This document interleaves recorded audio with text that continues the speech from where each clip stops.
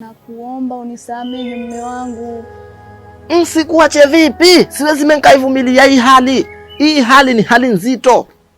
Mie natoa mambo chungu nzima kwa ajili ya kupata mambo mazuri, lakini ninavyokuja kuta mambo sivyo nilivyotarajia.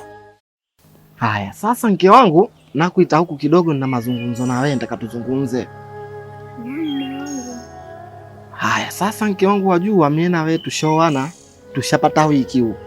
Lakini katika kuoana mimi kuna mambo nimeyakutia. Sijarizi ya mke wangu.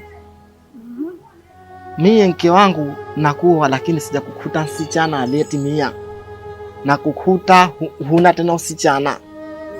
Na nekuja kwenu mkanidai mambo chungu nzima. Mwenidai mahari hasa mengi. Nikatoa mapesa kibao mpaka levi kwa biavyo sijamaliza lipa.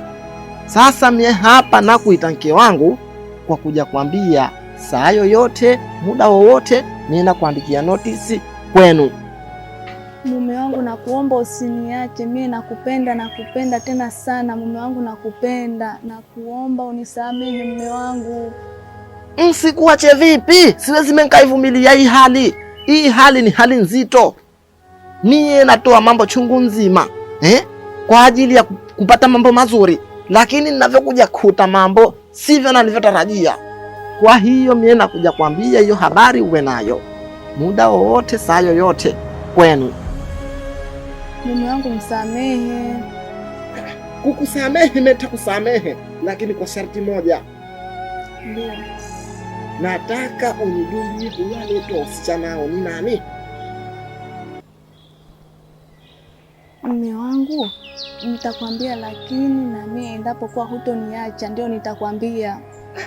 Ukishanambia mimi tukishakubaliana sikuachi, lakini nataka nijue kwanza huyo aliyekufanyia hivi ni nani?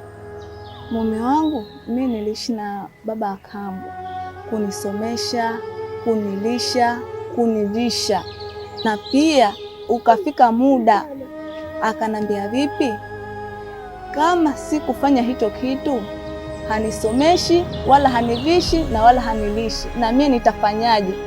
Na sina mzazi tena, nitaenda wapi? Nitakuwa mjanani kwa mfano.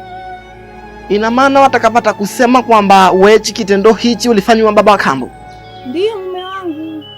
Ha!